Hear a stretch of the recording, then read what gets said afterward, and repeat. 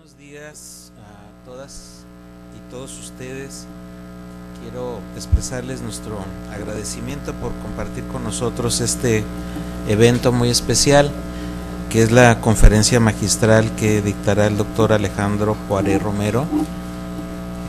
Primero también expreso al doctor Poiré nuestro agradecimiento y reconocimiento por la visita y por compartir este diálogo con la comunidad COLEF y invitados también jóvenes de la universidad. Gracias por acompañarnos. La conferencia forma parte de una conmemoración muy especial para el colegio, que es el aniversario 30 de los posgrados del Colegio de la Frontera Norte. Hace 30 años comenzábamos nuestro primer posgrado en la maestría en desarrollo regional.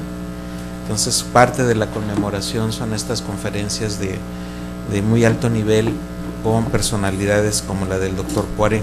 Entonces, por ello también nuestro agradecimiento y felicitación a nuestro posgrado por esa larga trayectoria. Digo unas palabras muy breves del extenso currículum del doctor Alejandro Poiré. Como es evidente, es una persona muy joven y sorprendentemente con una carrera académica, intelectual y de servicio público larguísima. Entonces es una persona con un dinamismo muy especial, con una visión también muy especial del trabajo intelectual y al mismo tiempo del trabajo en el servicio público. El doctor Poiré es licenciado en Ciencia Política por el ITAM, también maestro y doctor en Ciencia Política por la Universidad de Harvard. Como académico, pues ha tenido una gran producción de libros, revistas, conferencias en prácticamente todo el mundo, en México, Estados Unidos, América Latina, Europa. Entonces, como académico hay una aportación muy valiosa de su trabajo intelectual. Y no menos importante ha sido su trayectoria en el servicio público. En el anterior IFE fue director del área ejecutiva de prerrogativas y partidos de esta institución. En el gobierno del presidente Calderón ocupó responsabilidades muy diferentes, desde actividades de análisis político en la oficina de la presidencia hasta comisionado de desarrollo político en la Secretaría de Gobernación en una primera etapa. Posteriormente también fue coordinador de asesores del secretario de Gobernación, subsecretario de Población, Migración y Asuntos Religiosos y también cercano a la presidencia de la República.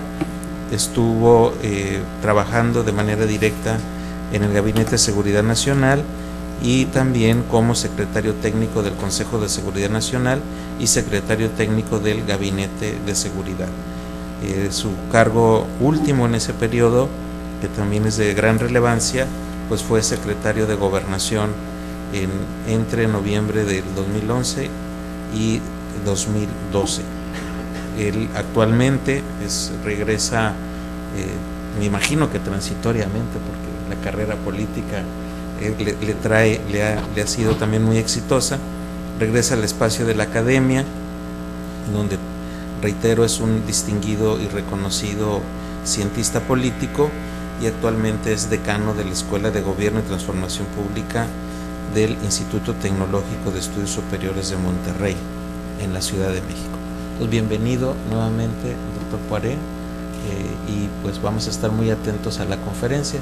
No sé si previamente quieras hacer algún comentario, Alejandro. No, adelante. Entonces, mil gracias, doctor Poiré. Muchas gracias, Tonatiu, y muchas gracias a todos ustedes por la oportunidad de estar aquí en esta mañana y por interesarse en esta plática. Esta es la tercera vez que tengo la oportunidad de participar en un foro aquí en el Colegio de la Frontera Norte. La verdad es que siempre ha sido muy enriquecedor. La primera vez estábamos haciendo memoria hace un rato del doctor Alejandro Monsiváis y también con el doctor Guillén. Fue como académico, estaba yo en el Departamento Académico de Ciencia Política del ITAM y estábamos en ese entonces con José Antonio Crespo y con otros promoviendo la idea de la posibilidad de la reelección legislativa. Hace ya algunos años de eso, pues 15 en una de esas, o por lo menos algo por el estilo. La más reciente fue como servidor público, estaba yo en la Subsecretaría de Población, Migración y Asuntos Religiosos, y de allá es de esa ocasión es de donde recuerdo algunas caras conocidas que les agradezco mucho que nos podamos volver a ver acá en su casa. De verdad, muchas gracias Tonatiuh, muchas gracias Alejandro, muchas gracias a todos los que están aquí. Le agradezco también su interés a los medios de comunicación. La verdad es que es raro que los medios de comunicación se interesen mucho en lo que tenemos que decir los académicos, y pues en una de esas los decepciono, porque mi plática será fundamentalmente como académico. Desde luego habrá oportunidad para una reflexión con los compañeros de la sala para algunas preguntas contemporáneas, pero mi reflexión del día de hoy fundamentalmente es una reflexión sobre filosofía política en un inicio, y sobre qué tanto o no la ciencia política como disciplina de análisis de los fenómenos de poder, de la construcción de lo público, nos está ayudando o nos está quedando a deber para enfrentar distintos retos que desde luego en México se ven con alguna agudeza, pero no son exclusivos de nuestro país en el mundo contemporáneo. Decía Thomas Hobbes, en el entorno de una Inglaterra descompuesta por las luchas internas del siglo XVII, que el hombre es el lobo del hombre, homo homini lupus. No es frase propia de él, la recupera de alguna fábula romana antigua, pero aplicaba muy bien al entorno en el cual él quería describir desde una perspectiva conceptual el estado de guerra en el que las personas viven de manera permanente en la ausencia de un estado funcional. Para Hobbes y para muchos otros filósofos de la política, seguramente muchos de quienes me escuchan el día de hoy entienden esto con gran precisión, la pregunta respecto a la existencia y la eficacia del Estado reside originariamente en una construcción, en la evaluación de una construcción abstracta, que es cómo sería la vida de las personas en la ausencia de un Estado funcional.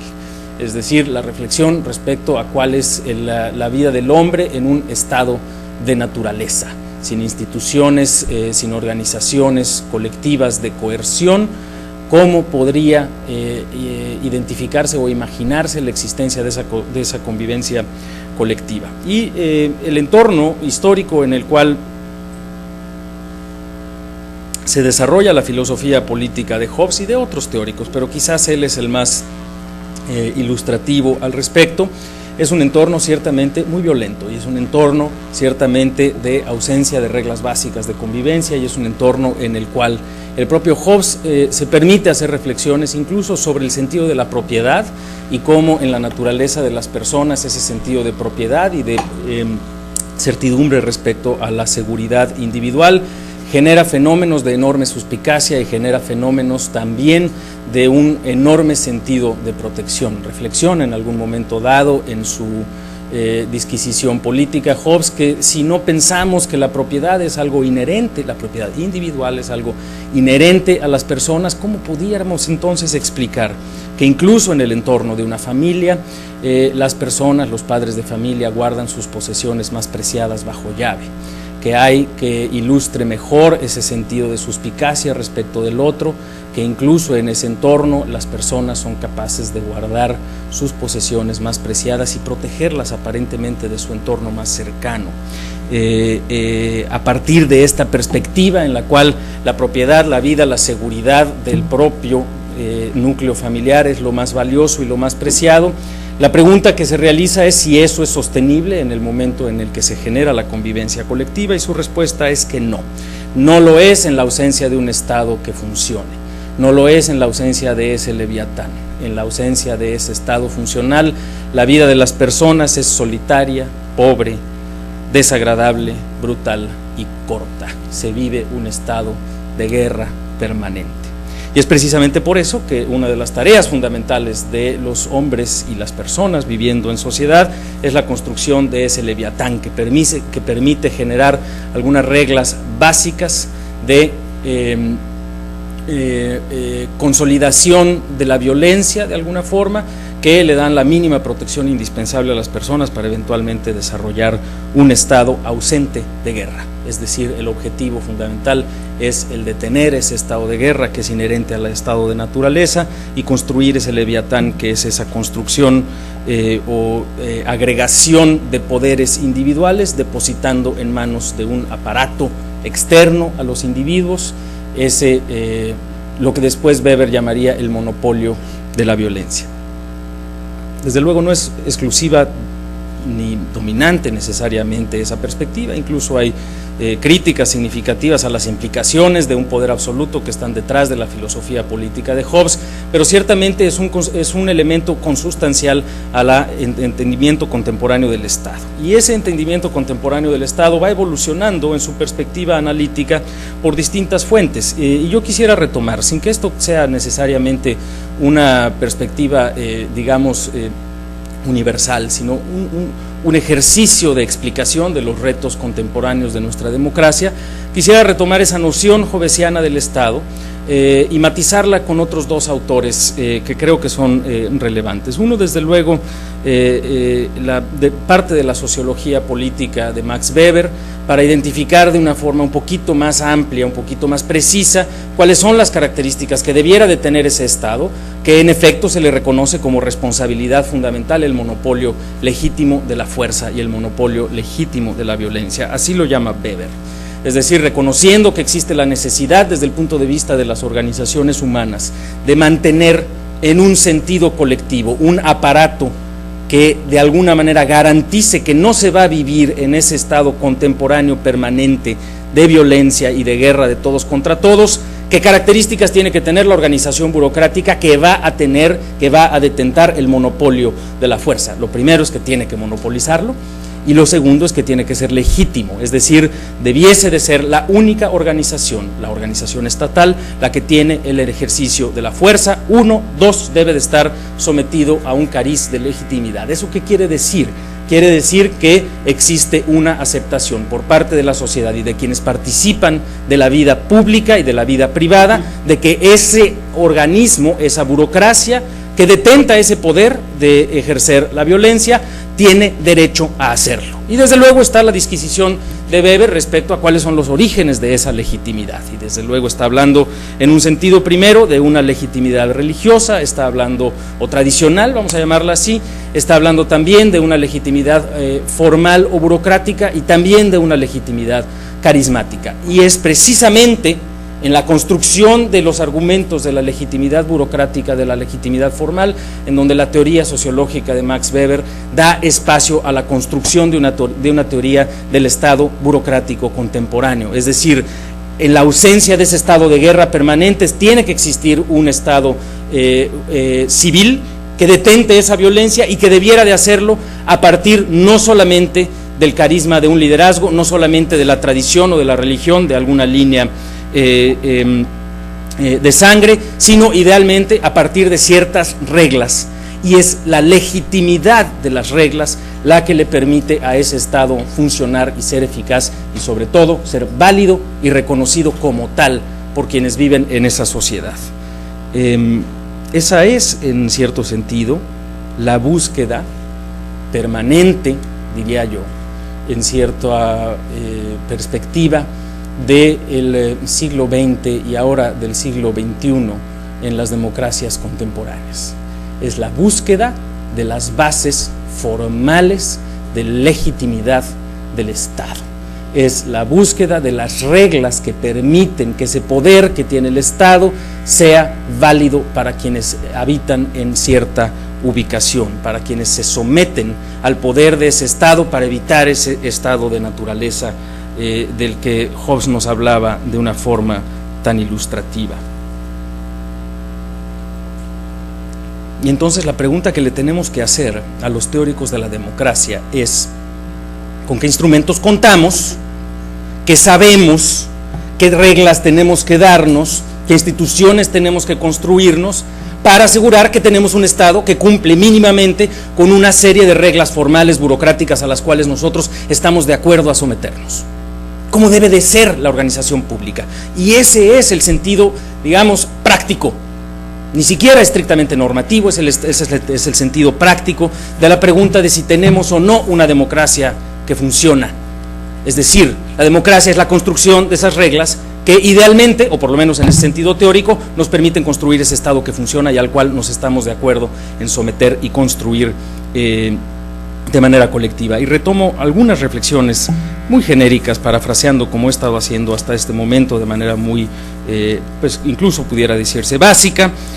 Ahora, la perspectiva de los federalistas en los Estados Unidos, teóricos significativos de la construcción democrática, y nos hablan por lo menos de dos características, simplificando en extremo. Primero es en términos de la construcción de poderes sujetos a su control entre sí, es decir, la lógica de la división entre poderes y de la contraposición entre poderes por un lado, y por otro lado el sometimiento de esos poderes a la regla de la mayoría a través de la participación ciudadana. Ese es el conjunto de normas generales o básicas que debieran de garantizar un mínimo grado de legitimidad democrática dentro del Estado contemporáneo. Poderes que se controlan entre sí, poderes que están sometidos a la decisión de los ciudadanos bajo la regla de la mayoría. Y ese, creo yo, es, por un lado, tanto la fórmula que nos ofrece la vida democrática como la promesa incumplida de la propia vida democrática. Vamos a salirnos por un momento de esta reflexión filosófica y vamos a pensar en si estas normas o en esta discusión de este sentido tan abstracto tiene lógica, tiene relevancia, tiene validez ante los problemas contemporáneos de la vida democrática y de la construcción de un Estado en el cual nos salgamos del estado de naturaleza y del estado de guerra y encontremos un estado de convivencia y de vida civil que nos permita dar solución a los problemas que nos implican la convivencia y la coexistencia social. Es decir, hoy día esa discusión democrática, más allá de resultarnos una solución para los problemas de esta convivencia, además es útil para el desarrollo.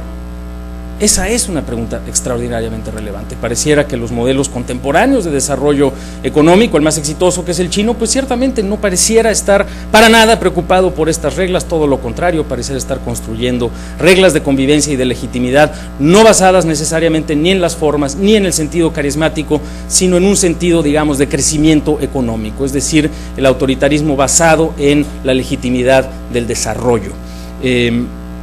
Hoy día, a pesar de los avances de la economía china y de otros modelos relativamente centralizados, prácticamente todos los estudios, y particularmente el Banco Mundial, los organismos multinacionales, etcétera, coinciden en señalar que esta discusión que traíamos nosotros de la perspectiva hobbesiana y después de la perspectiva de Max Weber y de una lógica democrática de instituciones es absolutamente indispensable para garantizar un desarrollo sostenible.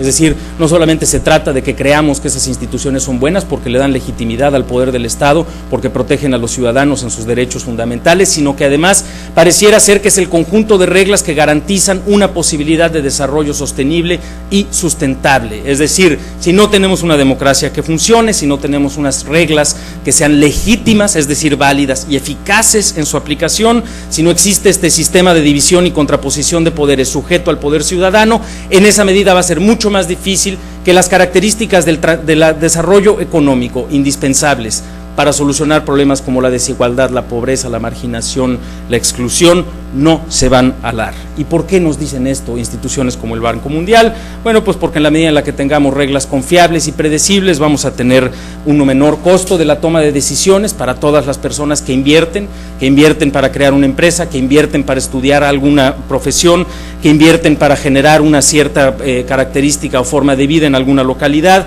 porque vamos a tener más certidumbre en los procesos y en la lógica de competencia entre unos y otros actores, porque va a ser relativamente más viable para quienes ocupan posiciones de menor ventaja en una escala social el poder escalar a través de los distintos estadios de desarrollo y de ingreso y de crecimiento, y porque los riesgos inherentes a la actividad humana van a ser relativamente más predecibles. Entre otros, esos son los argumentos en los cuales esta lógica de la que estábamos hablando, que sonaba extraordinariamente abstracta desde el punto de vista de Hobbes y de Weber, aterrizan hoy en día en la teoría de desarrollo contemporánea. Es decir, las reglas democráticas importan porque son reglas que de alguna forma le dan certidumbre a las decisiones de las personas para tomar riesgos, para innovar, para transitar en una lógica de construcción de riqueza, y de riqueza no solamente concentrada, sino idealmente de riqueza sujeta a la colaboración y al crecimiento más amplio desde la base social. Muy bien, pues si nosotros hacemos de una manera, digamos, tan audaz como acabo yo de hacer, una síntesis de la filosofía y la teoría política de la validez del Estado y de sus instituciones en unos cuantos minutos, estaríamos todos de acuerdo, desde el Banco Mundial hasta Thomas Hobbes, que es importante que tengamos democracia y reglas que funcionen. Y la pregunta, y es una pregunta que no solamente es relevante para nosotros en México el día de hoy, es una pregunta que es relevante para prácticamente todas las sociedades en desarrollo, es perfecto, estamos de acuerdo en que esas instituciones son importantes. ¿Cómo las construimos? Este no es un consenso nuevo. Esta breve síntesis del valor de instituciones confiables, legítimas, viables, fundamentadas en la contraposición de poderes y en el control ciudadano, es muy añeja ya. Desde luego ha tenido sus retos institucionales, sus retos ideológicos, pero no es nueva esta lógica. Es más, seguramente desde una perspectiva democrática, incluso más contemporánea, pareciera insuficiente, y sin embargo ni siquiera a ese nivel de suficiencia hemos llegado como una construcción estatal, ya no digamos en México, en muchos otros países. ¿Qué nos dice? Y quiero pasar ahora a una reflexión de ciencia política. ¿Qué nos dice el estudio sistemático del poder respecto a cómo construir estas instituciones y por qué no las hemos acabado de lograr?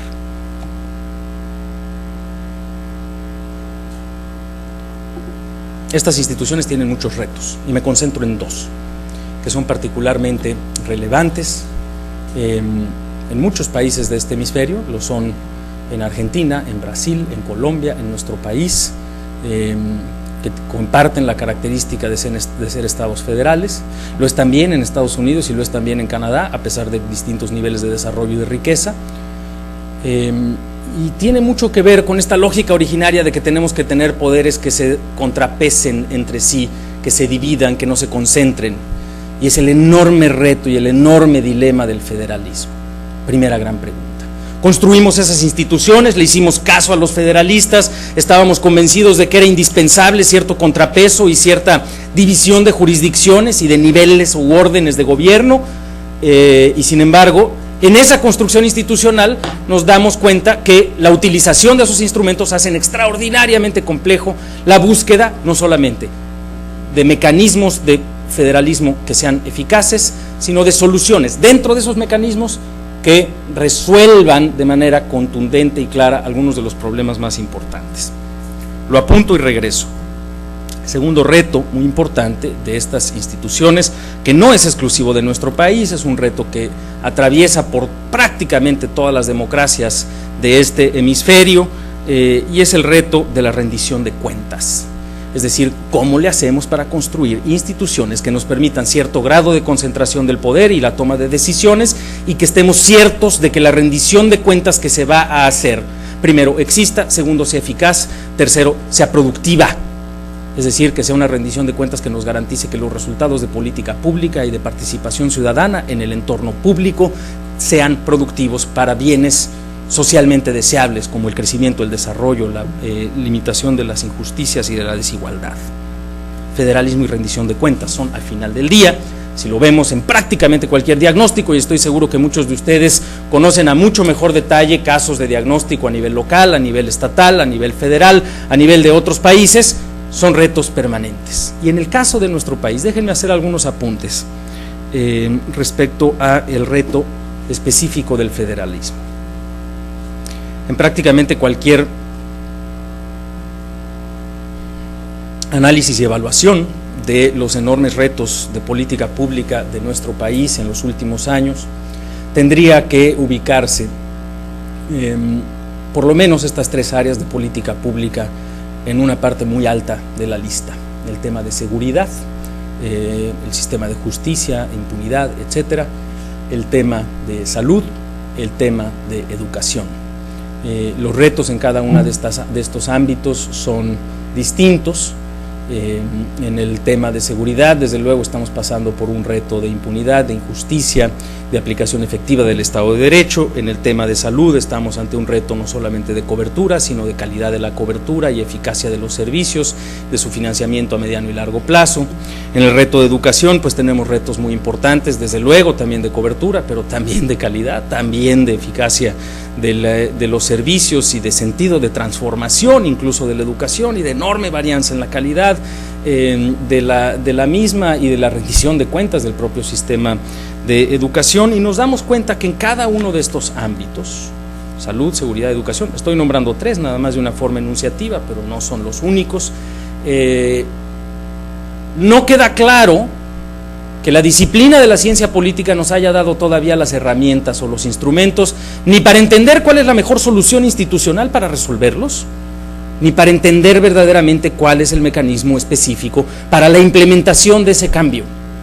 Desde luego ha habido un enorme número de ideas ciudadanas y de participación desde muy distintos ámbitos, ideas específicas promovidas por organismos de investigación, por centros académicos, por distintos investigadores, por organismos transnacionales, por bancos de desarrollo internacional, respecto a cuáles son algunos de los buenos ejemplos para resolver estos temas, tanto en el ámbito municipal como en el ámbito estatal, como en el ámbito nacional, no solamente para México, sino para todos los países de América Latina. Y así en el ámbito de seguridad, por ejemplo, se hace referencia a algunos de los logros que ha tenido Tijuana en años recientes, se hace referencia a los logros que se han tenido en algunos ámbitos urbanos en Medellín o en Bogotá, se hace referencia desde luego a otros programas de otros países, y siempre hay algunos buenos ejemplos de cómo pudieran darse resultados específicos. Lo mismo en el ámbito de salud, lo mismo en el ámbito de educación, pero no existe una teoría unificada de ciencia política que nos permita identificar de una manera más o menos genérica y básica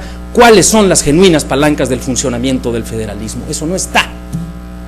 Eso es una extraordinaria deuda de la disciplina con la realidad. Y si creemos que estas instituciones son importantes, y si creemos que las soluciones de política pública no nada más vienen del cambio tecnológico, de la innovación y de la participación ciudadana, sino de la existencia de un leviatán debidamente formalizado, sujeto al poder ciudadano, que le sirva verdaderamente a las personas, estamos muy tarde como disciplina. No hemos logrado ni de lejos nuestro cometido. Si lo que estoy reflejando es simple y sencillamente ignorancia de la disciplina y de hallazgos más recientes, pues les voy a agradecer que lo discutamos y lo presentemos, pero mi percepción es que el conocimiento científico no está ahí, no está suficientemente divulgado, no está suficientemente probado, no está suficientemente vinculado al ámbito de lo público. Y cierto es que habemos quienes hemos tenido la oportunidad y el privilegio de transitar entre el ámbito académico y el ámbito del servicio público, pero también es cierto que no queda claro que incluso en esas, pues, presumiblemente buenas condiciones de conocimiento de la disciplina, existe el conocimiento socialmente útil para la construcción de algunos ámbitos de poder eficaz. El federalismo todavía nos queda mucho a deber, en la disciplina sobre todo, y nos queda de ver en la disciplina, y el hecho de que nos quede de ver en la disciplina, creo que nos queda de ver como institución política, y entonces tenemos que ver con mayor desde un lente distinto por lo menos, los esfuerzos de distintos ámbitos de gobierno, de distintas opciones partidarias para reconstruir las instituciones del federalismo. Las tenemos que ver con curiosidad intelectual, las tenemos que ver con asertividad desde el punto de vista de lo que funciona o no, y las tenemos que ver desde la humildad académica de que no queda claro que tengamos soluciones predecibles y útiles para una reconstrucción eficaz de esa institución. Creo que lo mismo pasa lamentablemente con el tema de rendición de cuentas.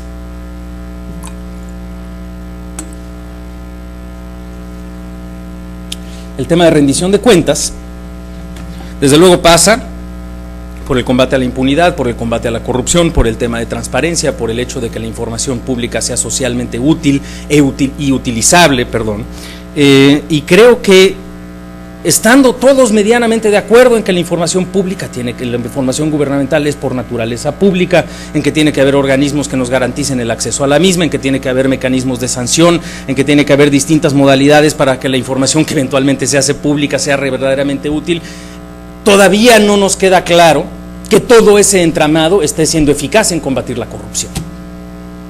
Y la pregunta es, ¿y cómo construimos eso? ¿Dónde están los manuales básicos, los hallazgos fundamentales que nos permiten alcanzar modelos de construcción institucional que nos acerquen a un estado preferible, no digamos ideal, en términos de la rendición de cuentas? El día de ayer teníamos una reflexión con exalumnos del Tecnológico de Monterrey a ese respecto, también aquí en la ciudad de Tijuana.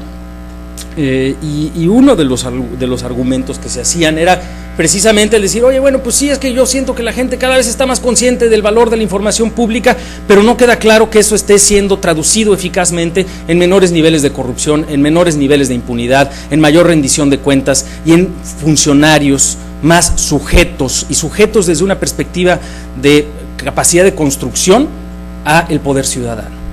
Es decir, todavía no existe en nuestras instituciones, y no es exclusivo de nuestro país, reitero, existe y ocurre en muchos entornos de nuestro hemisferio. No existe esa capacidad del servidor público de apalancarse en la transparencia para lograr beneficios colectivos. Todavía no hemos sido capaces de construir esas instituciones, y creo que ese sería el sentido profundo, o el sentido que quisiera yo que se quedara un poco de la reflexión que quiero compartir esta mañana con ustedes. Es decir, la filosofía política nos ha dado indudablemente muchas guías respecto a cómo debiéramos de ir construyendo las instituciones al interior de un Estado democrático. La ciencia política nos ha dado también algunos logros muy importantes, y no quiero hablar solamente de sus saldos, quiero hablar de uno de sus logros. Y digo, es un logro que es paradójico que sea logro, pero en nuestro país hace 15 años, como lo decía al inicio de esta plática, todavía se tenía que argumentar a favor de la posibilidad de la reelección legislativa y de la reelección de alcaldes. Hoy tenemos esa institución todavía muy sujeta al poder partidario, y quizás por lo mismo todavía incompleta en su capacidad para generar una vinculación eficaz entre quien detenta el poder y los ciudadanos. Y todavía hay enormes retos en términos de la construcción de un sistema de partidos menos concentrado en su propio poder y mucho más sujeto al poder ciudadano, y podríamos hablar de algunas cosas que todavía se tendrían que hacer en la materia, pero es indudable que hoy sí tenemos en nuestra construcción de instrumentos estatales que van poco a poco acercando más a los órganos de poder a los ciudadanos algunos logros significativos. Y eso sí vienen también de la ciencia política, y eso sí han venido también como resultado de no solamente la discusión, sino la socialización de estas ideas, y el hecho de que generaciones cada vez más numerosas y más jóvenes relativamente le han perdido el miedo a esa transformación. Pero creo, quizás me equivoco, espero equivocarme, que en el ámbito del federalismo, que es la clave de la solución de algunos de los principales problemas de política pública de nuestro país, y en el tema de la rendición de cuentas y el combate a la corrupción, que es indudablemente otra de las palancas fundamentales para la transformación del ámbito público en México, el saldo todavía es muy grande. Muchas gracias.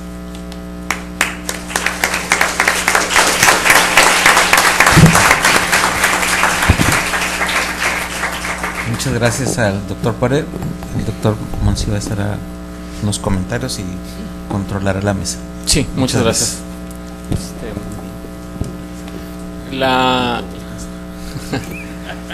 La idea de la intervención que yo voy a tener es hacer simplemente una respuesta, una reacción rápida, breve, tratando de ser puntual, y incluso a pesar de las enormes coincidencias que puedo tener con las observaciones del doctor Poiré, también señalar algunas diferencias un poco para suscitar la discusión.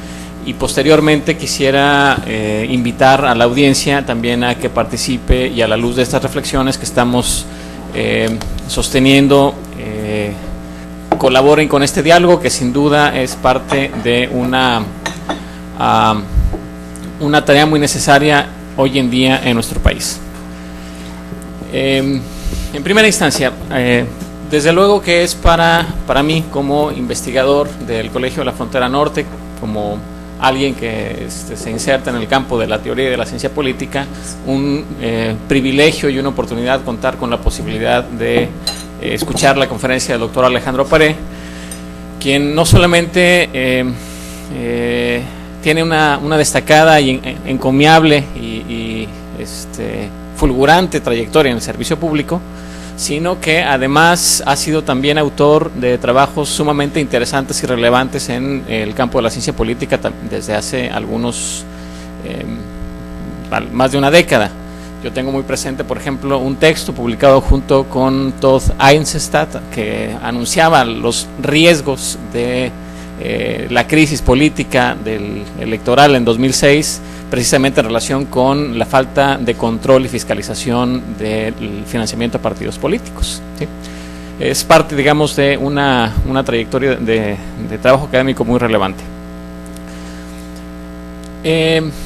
Mi primer comentario en relación con esta conferencia es, de entrada, una celebración de la oportunidad que hay en este Colegio de la Frontera Norte de colaborar en un diálogo público, que creo que en momentos como el que está transitando el país es muy relevante. Es necesario que la academia, que la ciudadanía, que estudiantes, que profesores, que ciudadanos, que organizaciones, dialoguemos acerca de cuáles son esas reglas, acerca de cuáles son esos parámetros normativos a los cuales aspiramos, a los cuales que debemos construir para tener no simplemente una sociedad que reconozcamos como una sociedad constituida por instituciones legítimas, no solamente una sociedad que tenga instituciones que tengan legitimidad y que además generen desarrollo y bienestar, sino también una sociedad que en última instancia se reconozca como sociedad que ofrece un trato digno y equitativo a cada uno y una de sus miembros e integrantes. Ese es el horizonte normativo del Estado democrático de derecho, que concibe que parte de la idea de la igualdad moral y de la dignidad moral de cada una de las personas, sea la condición que ésta tenga, y que de ahí desprende una serie de ideales, de mecanismos, de reglas que buscan construir dentro de lo difícil que es controlar y poner límites al poder y a la arbitrariedad, una sociedad en la cual se reconozca este valor último de la reciprocidad y la dignidad entre las personas.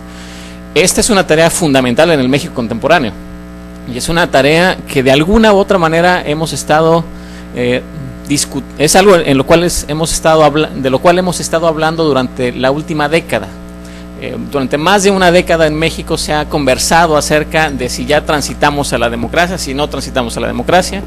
Yo soy de los que consideran sin lugar a dudas de que desde el 96 México cuenta con un sistema democrático, lo cual no significa que eso haya implicado que se hayan solucionado otros aspectos de la construcción de ese orden constitucional y del Estado de Derecho, de la Procuración de Justicia, e inclusive mucho menos de construir mecanismos que generen políticas públicas eficientes, transparentes, eficaces, equitativas.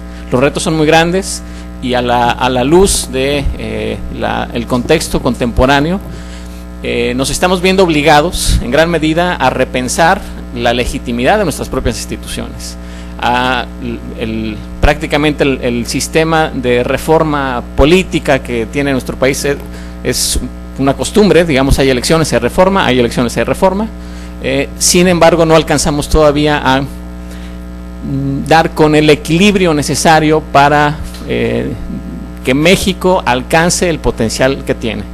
Si vale hacer una reflexión en este punto, quienes observamos los indicadores internacionales de desempeño económico, de desarrollo político, de satisfacción ciudadana que hay en el país, no podemos menos que quedar perplejos una y otra vez de cómo México mantiene niveles de desempeño mediocres, medianos, ¿sí? Muy lejos de la capacidad que hay en la ciudadanía, de la capacidad que hay en la sociedad y de lo que se esperaría que pudiera rendir el país. Es como si un estudiante de posgrado del COLEF o de la UABC, en vez de sacar el 10 que siempre saca, estuviera en el 6 o menos que en el 6. Eso es inadmisible, no lo podemos permitir y no siquiera lo concebimos. Dicho esto, aprecio enormemente la reflexión del doctor Poiré acerca de los fundamentos de este orden que al mismo tiempo que es necesario e indispensable para el desarrollo, para la justicia y para la legitimidad, estamos encontrando enormes dificultades para construir. El federalismo mexicano surge históricamente como una aspiración a encontrar las condiciones de libertad y de desarrollo económico que se estaban presentando en el vecino país del norte. Irónicamente, la historia nos muestra que en 2 siglos no hemos conseguido, independientemente de los desafíos que tengan los Estados Unidos de América, nuestro federalismo no nos ha permitido construir una sociedad igualmente generadora de riqueza, no digamos de distribuidora de riqueza, pero sí generadora, ni tampoco un sistema igualmente susceptible a la reivindicación de derechos y libertades. Que en Estados Unidos podemos señalar que existen muchos desafíos en términos de equidad y de garantización de derechos y de libertades, pero la distancia que hay entre el status quo allá y el status quo acá es de una magnitud considerable, obviamente en desventaja para países como México. La reflexión sobre la filosofía política, por lo tanto, en estos momentos me parece clave, indispensable. No es un lujo reflexionar acerca de las normas, no es un lujo referirnos a Hobbes, ni a Maquiavelo, ni a Rousseau, ni a autores contemporáneos que también están pensando en estos mismos términos, como un autor que a mí me resulta particularmente inspirador, John Rawls, Ronald Dworkin, gente de esta naturaleza que parecieran encerrados en su torre de marfil, pero que sin embargo están dando continuidad a una tradición de reflexión sobre instituciones públicas que necesitamos reapropiarnos como sociedad. Pero no es suficiente, y en eso también coincido plenamente con las observaciones del doctor Poiré. Además de la reflexión en términos de filosofía y teoría política, necesitamos recurrir a las herramientas imperfectas que nos proporciona la denominada ciencia de la política. La ciencia de la política tiene retos muy grandes, muy importantes, y inclusive lo han señalado algunos de sus principales promotores, una especie de complejo de inferioridad debido a que no ha conseguido el grado de sofisticación analítica, metodológica y predictiva que tiene la ciencia económica. Alguien podría decir, bueno, pero la ciencia de la economía ha provocado un desastre financiero mundial. Uno se pregunta si es la ciencia económica o si es la coalición de poderes que determinan las políticas económicas. Son 2 cosas distintas, ¿sí? Una cosa es explicar y otra cosa es controlar el poder. Y en el contexto contemporáneo, en el contexto mexicano, lo que presenciamos es una versión tropicalizada, digamos, a la mexicana de un sistema anárquico que definitivamente hubiera impresionado a Thomas Hobbes como algo de lo cual precisamente había que huir a través de un sistema de Leviatán. Con todos estos retos que enfrenta la ciencia política, aquí yo me permito hacer algunas diferencias, ¿no? Por lo menos señalar algunas diferencias. Justamente en esa misma línea,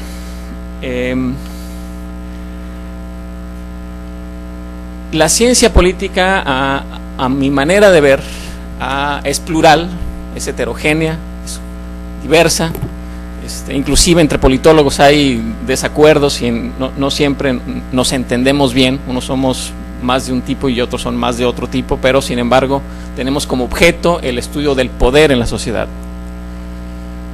Y aquí la cuestión que me parece, que considero que sería pertinente señalar, es que es posible identificar mecanismos,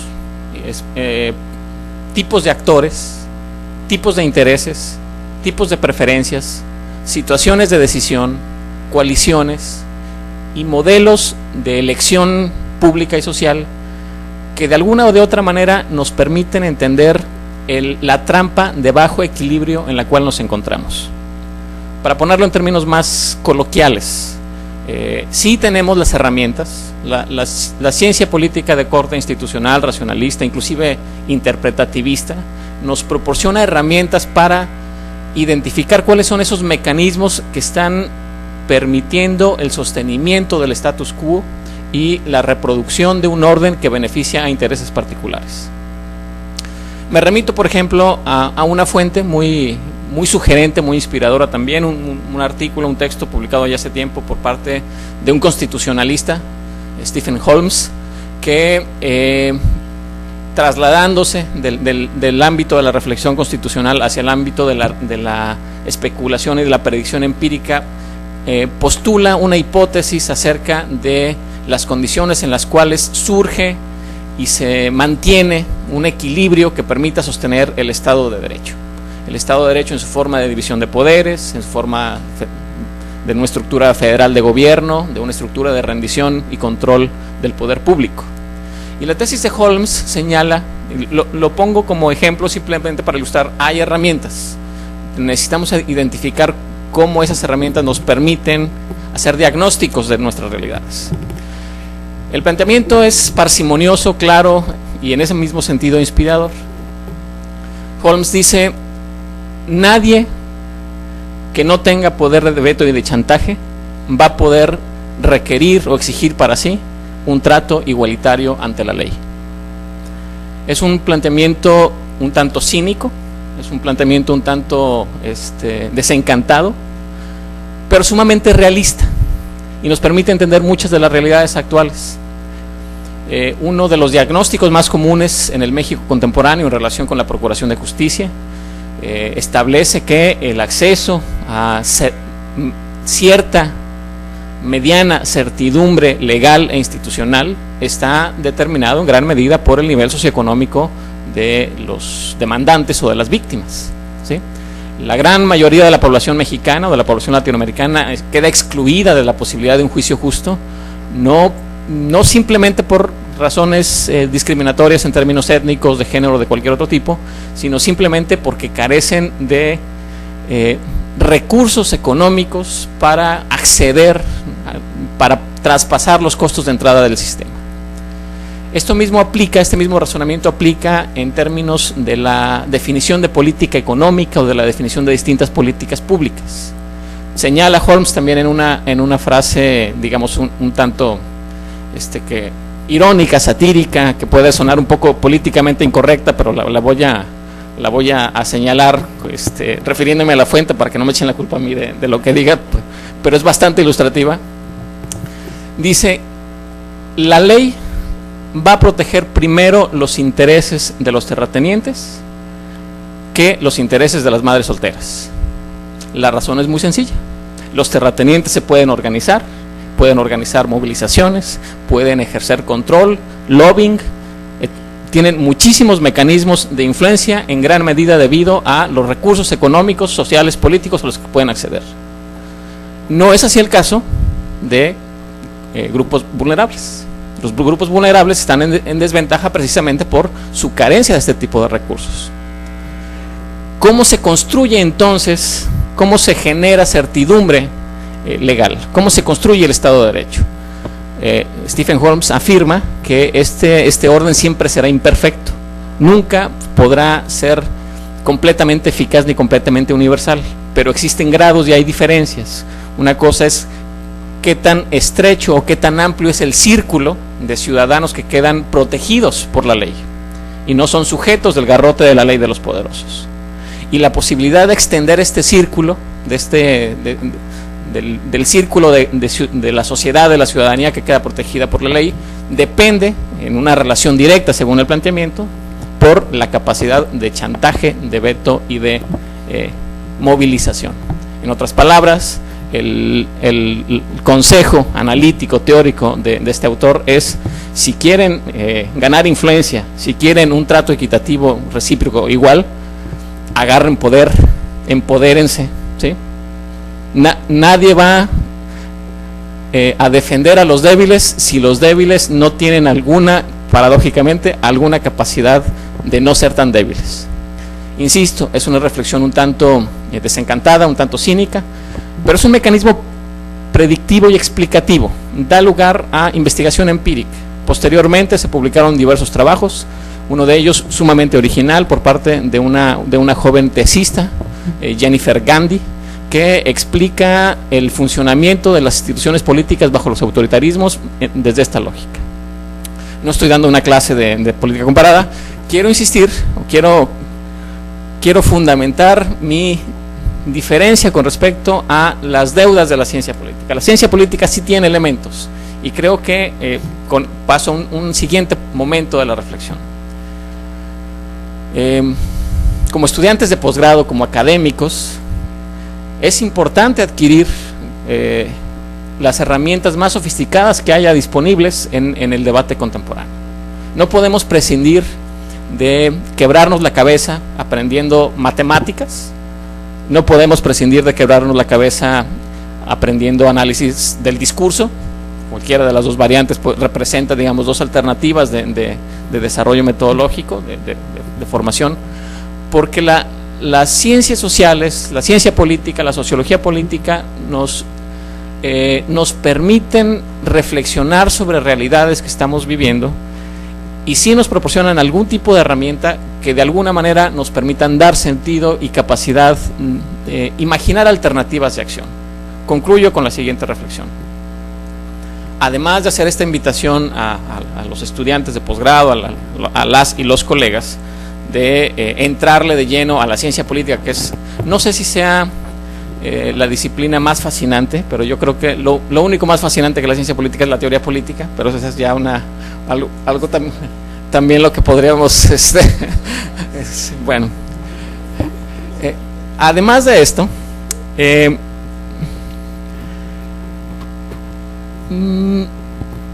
son herramientas intelectuales que no deben ser privilegio de ninguna élite, deben ser privilegio de ciudadanos y ciudadanas posicionados en distintos lugares sociales, desde distintos estatus. En tanto ciencia, en tanto conocimiento, en tanto herramientas, son insumos de los cuales todos podemos valernos. Y el conocimiento, la información, la capacidad de generar conocimiento, de generar información, es una manera de empoderarse. La ciudadanía en este momento, creo que con esto vale la pena reflexionar, la ciudadanía mexicana en este momento necesita articularse, necesita movilizarse, necesita reivindicar muchas cosas, pero no puede dejar de hacerlo si no es también a través de una forma de profesionalización de las distintas formas de ejercicio e influencia pública. Y no es cuestión de hoy a mañana, es cuestión, vamos a pensar que realmente los desafíos que enfrenta nuestro país van para largo. Necesitamos pensar en términos de un lustro, de una década, de 15 años. Dentro de 15 años invitaremos nuevamente al doctor Poiré para que haga una reflexión sobre un balance siguiente, puesto que esta es la invitación final. La formación de posgrado en ciencias sociales no es un lujo fútil, es una herramienta de acción pública, y creo que justamente en una coyuntura como la contemporánea, las herramientas de la ciencia política son fundamentales para entender qué se puede hacer. Muchas gracias.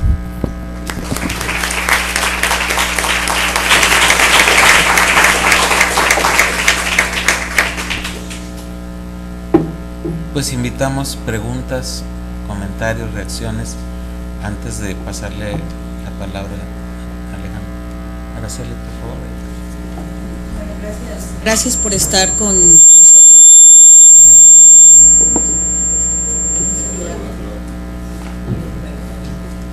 Gracias por estar con nosotros, acompañándonos en este festejo muy importante para los posgrados de esta institución.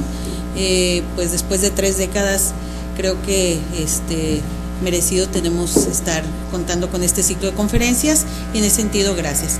Yo tengo una pregunta y una reflexión de la cual se deriva una segunda pregunta.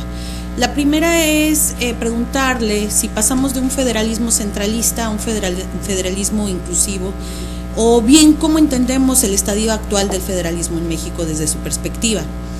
Y la segunda tiene que ver con la trayectoria de usted como servidor público. Usted fue parte del sistema federal y por tanto yo preguntaría si conocemos realmente la operación del Estado mexicano y el de sus instituciones para tener efectivas medidas de corrección. Creo que la transparencia inicia con la apertura de expedientes, con el flujo de información, y yo creo que si avanzamos medianamente en la generación de conocimiento en el ámbito del Estado, del poder, de la concentración de poder, es en parte porque no conocemos plenamente sobre qué y a qué nivel se limita la rendición de cuentas. Lo ligo a la cuestión de la rendición de cuentas. Creo que en nuestros países latinoamericanos sobre todo se rinde cuentas para sancionar, o sería esta la pregunta, o bien se rinde cuentas por ética y como requisito innegociable, que yo creo que no es para ello. No se piensa en esta rendición de cuentas como parte de una evaluación permanente de la eficiencia y de la eficacia del ejercicio público. Eso es lo que creo yo, y por tanto es difícil hacer investigación para avanzar en el conocimiento de nuestras sociedades latinoamericanas. Se impone la idea de la rendición de cuentas para destacar en el marco internacional de los indicadores, y la pregunta sería, ¿estamos fingiendo esta rendición?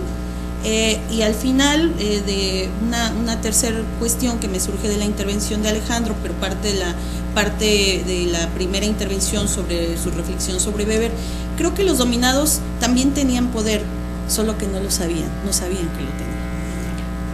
Gracias, sí. Pasamos contigo, por favor. ¿Usas el micrófono? Nombre de maestría. Felipe Rendón, maestría en desarrollo regional. Yo quisiera saber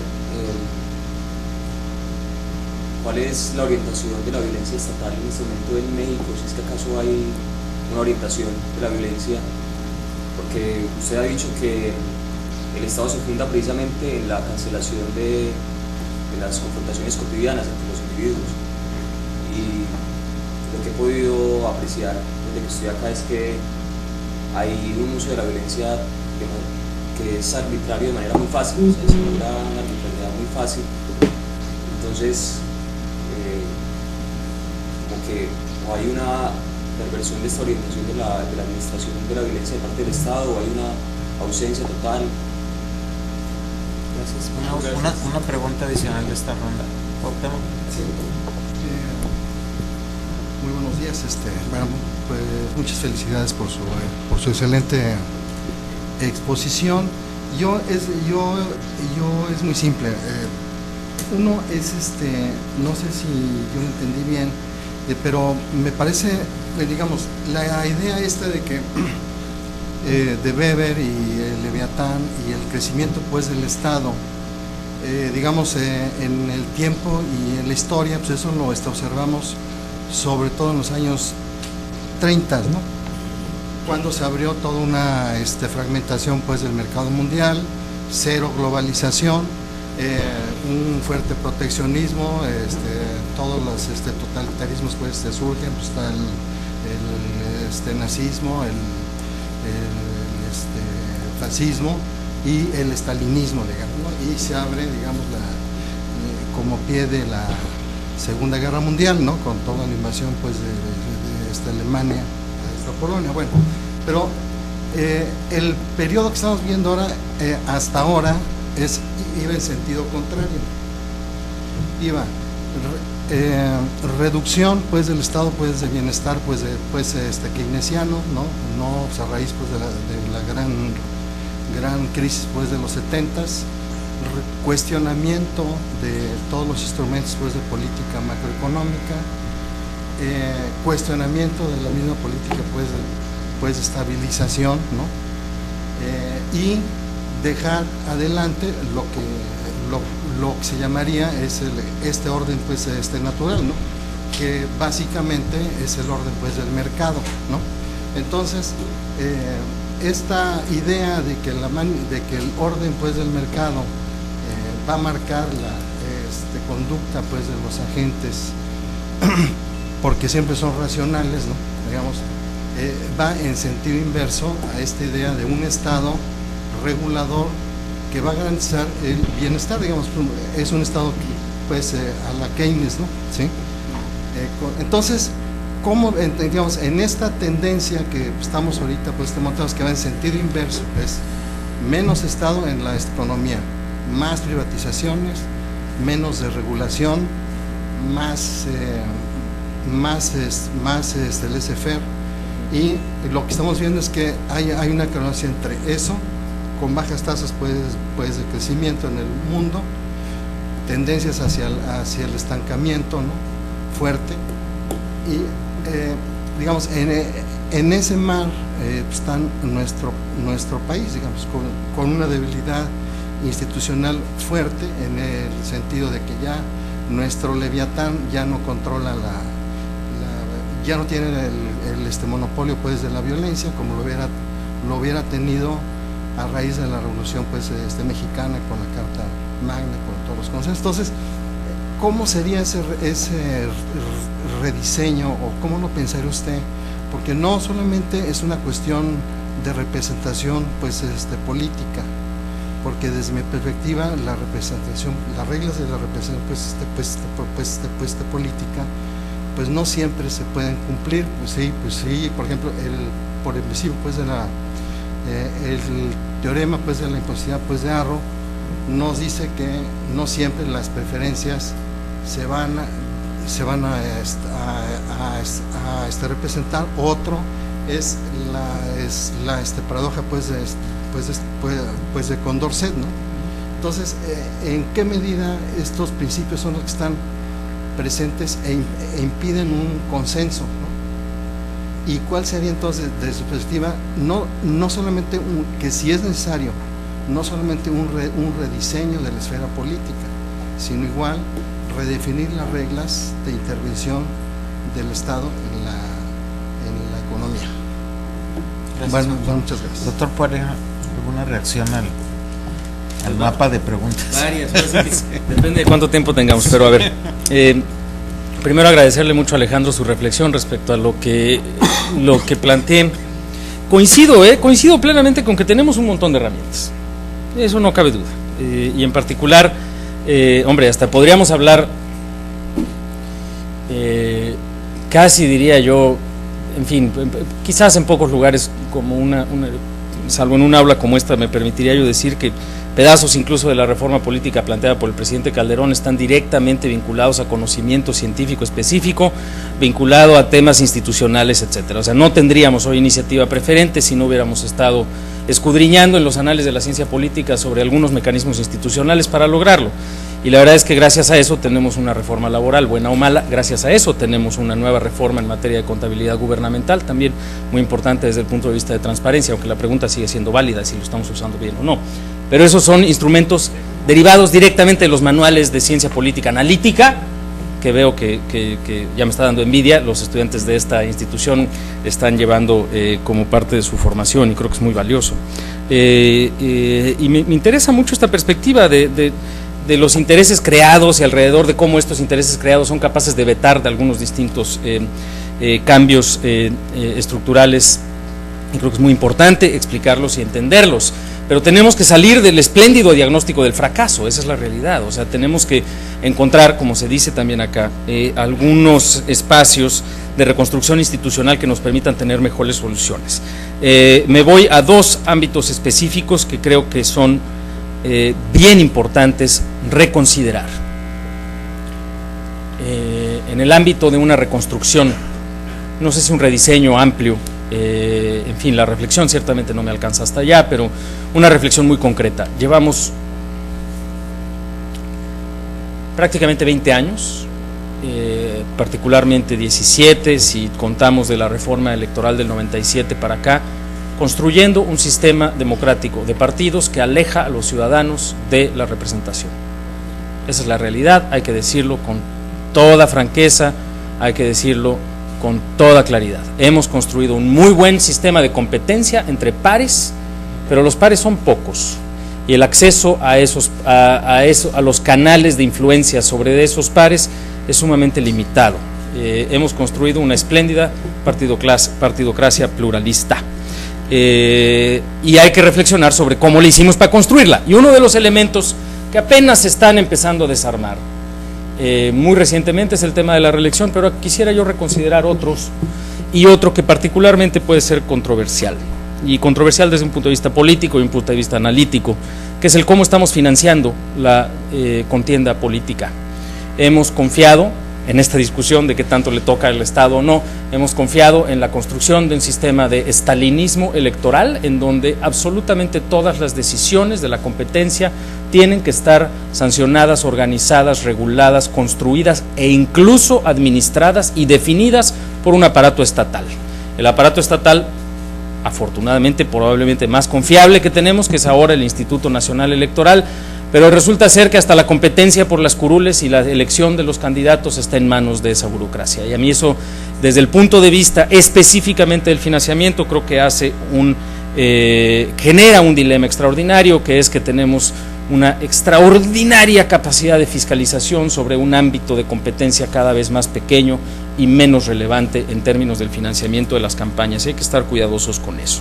El otro elemento que creo que también va a cambiar desde el punto de vista, debiera de cambiar, no sé si va a cambiar, pero debiera de cambiar, y lo tendríamos que empezar a reflexionar con más precisión, es qué significa ser ciudadano hoy en día y cómo tenemos herramientas diferentes. Hoy día, pues ser ciudadano es andar cargando un bichito de estos, y la verdad es que el cambio tecnológico está ofreciendo oportunidades, algunas de ellas pues que pueden ser muy insulsas, pero otras que en la capacidad de quienes son los creadores de estas nuevas tecnologías, los usuarios de estas nuevas tecnologías y sus principales potenciales desarrolladores, existe una esperanza para transformar las formas de participación, de influencia, de organización y de incluso rendición de cuentas, y creo que ahí hay una esperanza adicional.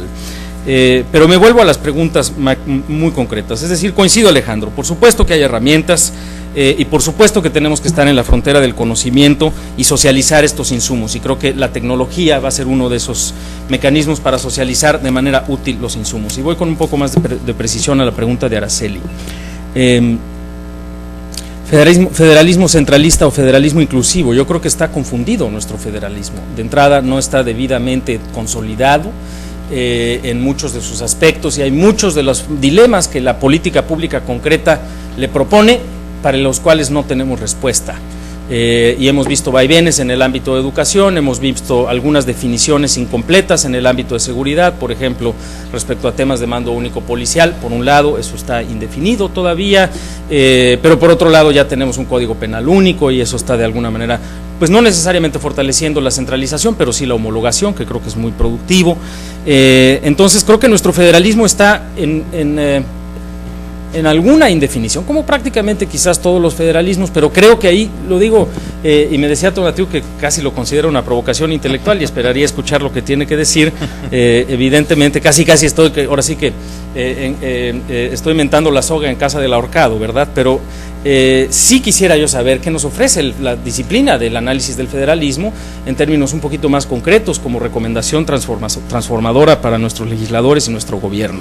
Creo que todavía está ese tema pendiente, y estoy de acuerdo en que hay saldos todavía de transparencia y que incluso existen áreas, pero áreas en las cuales a veces vemos más opacidad que otras. Pero creo que lo que falta todavía es la construcción de los públicos relevantes para ello. Y eso tiene mucho que ver con el comentario de Alejandro.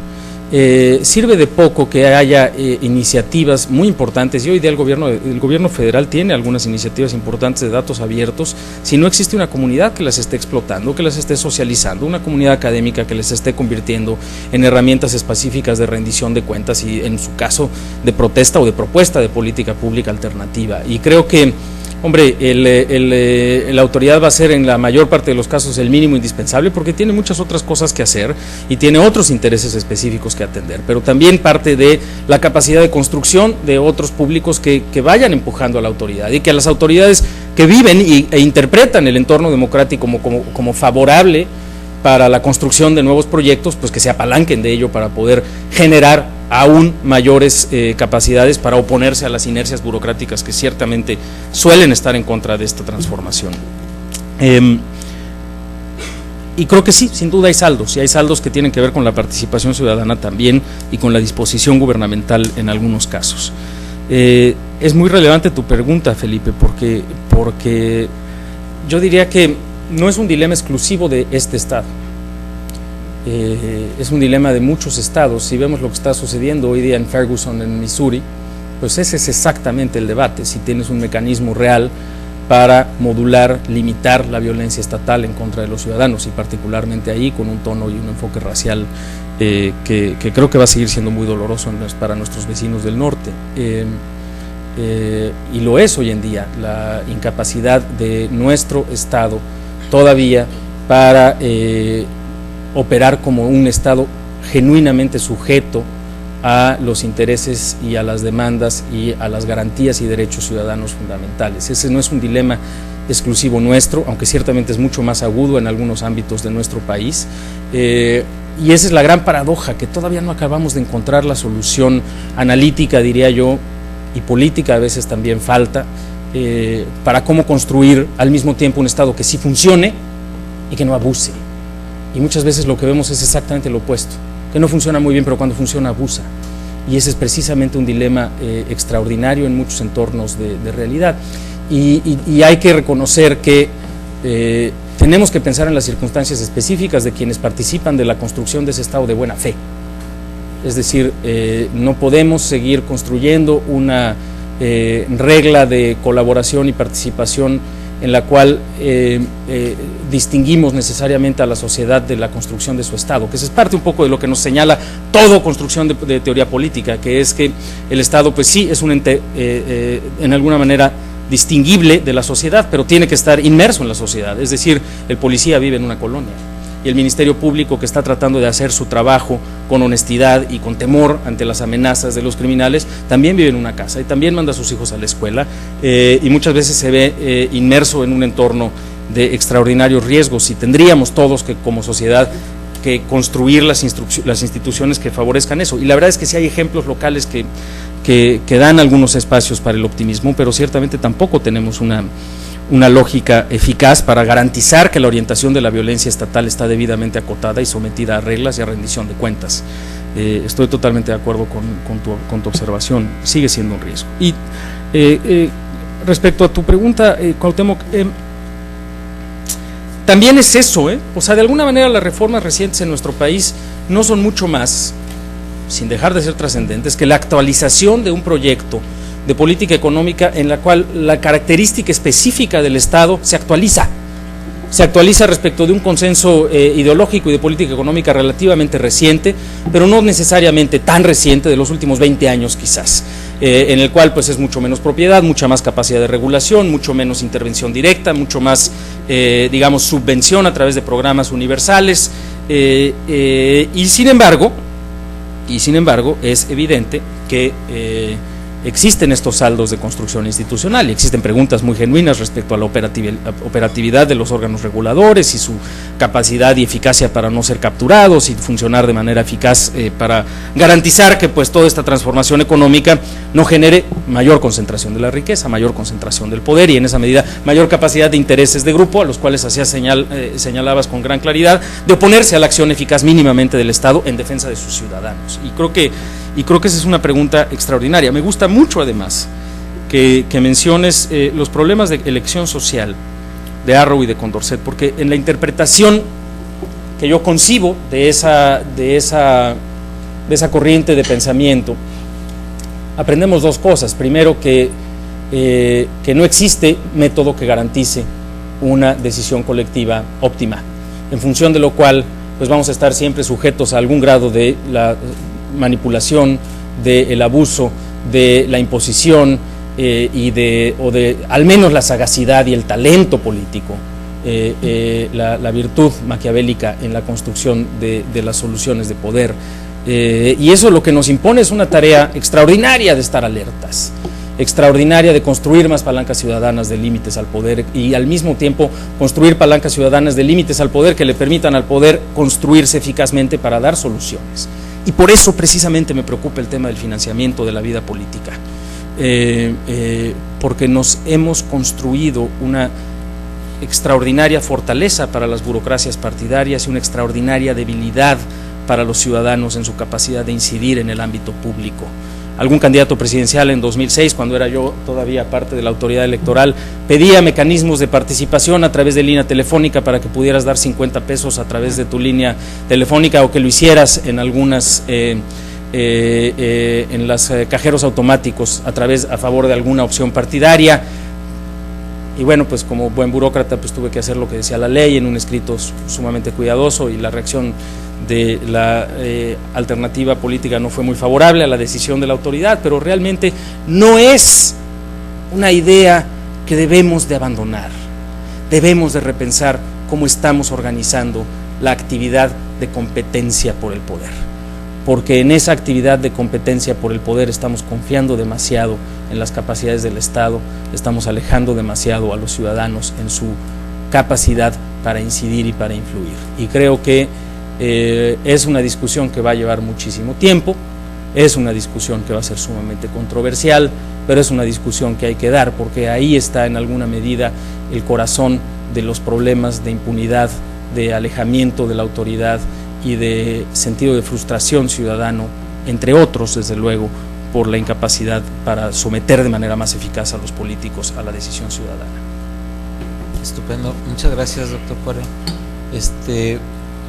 Vamos a tomar dos preguntas, ¿no? Aquí Marcos y al fondo, bueno, tres, rápido, muy puntuales, ¿no? Marcos, por favor. Yo también felicito al doctor Poiré por su presentación. Agradezco también la oportunidad de poder comentar algo. Me gustaría mucho escuchar su opinión sobre la traducción o el contraste de lo que ha planteado en términos de la teoría política con lo que está sucediendo en este momento en estas comunidades que han surgido a la opinión mundial, que es el caso de Ayotzinapa y Tlatoaya, perdón. Justamente porque desde mi punto de vista está cuestionando la credibilidad de las instituciones, y lo cuestionan en un punto muy importante, que es el asunto de la impartición de justicia. Y ellos obviamente pues abanderan en el caso de los ciudadanos que tienen a sus hijos desaparecidos, y lo que sucedió en el caso de la actuación de los militares, ¿cómo explicarle a esas personas dónde ocurrió la falla del Estado, y que obviamente permitió lo que está sucediendo en este momento? Y bueno, pues esa me gustaría que nos hiciera una reflexión. Gracias. Gracias, Marcos. Y al fondo, por favor.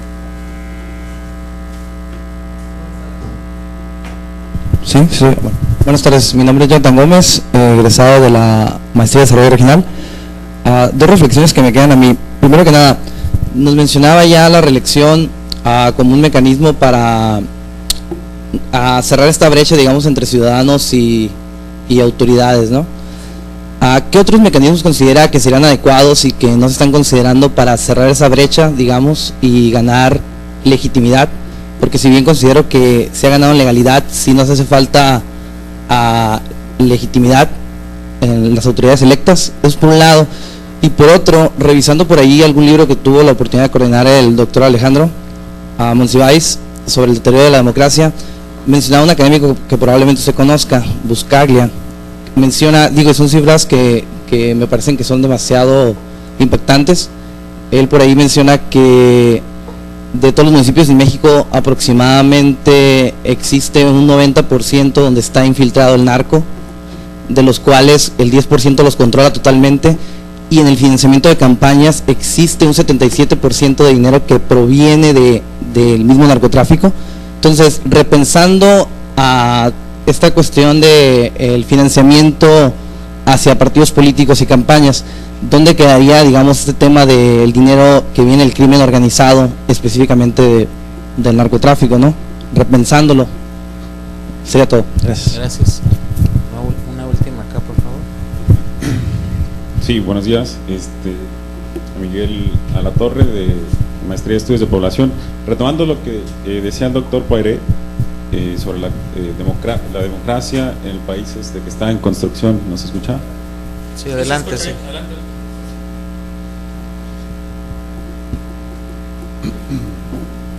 Bueno, entonces tomamos el supuesto de que la democracia en el país está en un proceso de construcción, ¿no? Entonces quizá aquí de repente, no sé, yo por ejemplo la idea que tengo de algo que está en construcción es que no es un producto final. Por ejemplo, si tomamos un barco que está en un dique armándose, está el andamiaje y se está elaborando, sin embargo, aún no podemos subirnos al barco y navegar en el mar porque se hunde. Entonces ese es el ejemplo, el concepto que tengo de repente de la democracia en México, ¿no? Es algo en construcción, o sea, no es un producto final. Ahora, estableciendo esto, voy a la segunda parte de la pregunta. Anteriormente existía como un tipo de hipótesis que señalaba que la economía de mercado forzosamente, tarde o temprano, desembocaba en la democracia, ¿no? No sé, de repente se me ocurre Francis Fukuyama, ¿no? Pero hemos visto que esto no necesariamente es cierto. O sea, lo mencionó muy claramente al principio. China, pues todos conocemos, es un estado autoritario, hay ausencia de democracia, los derechos humanos, pues no existe tal cosa, ¿no? En fin, sin embargo, es una economía de mercado, es un capitalismo súper dinámico, súper eficiente, quizá el más dinámico en el momento en todo el mundo. Entonces hemos visto como esta relación economía de mercado, capitalismo, no necesariamente va de la mano de la democracia. Ahora, mi pregunta es específicamente esta: ¿corremos el riesgo en México de quedar en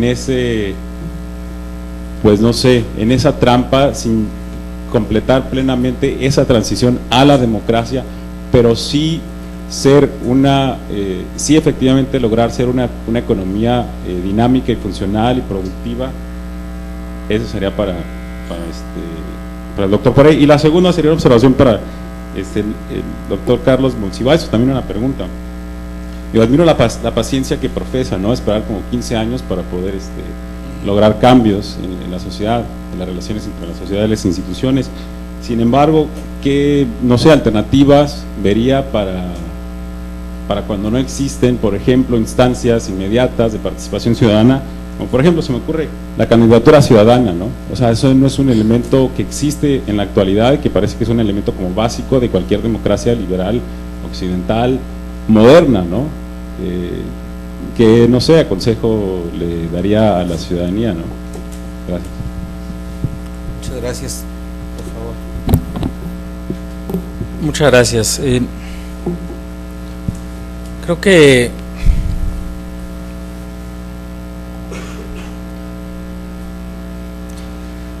Creo que lo brutal de las fallas del Estado en algunos de estos casos que mencionas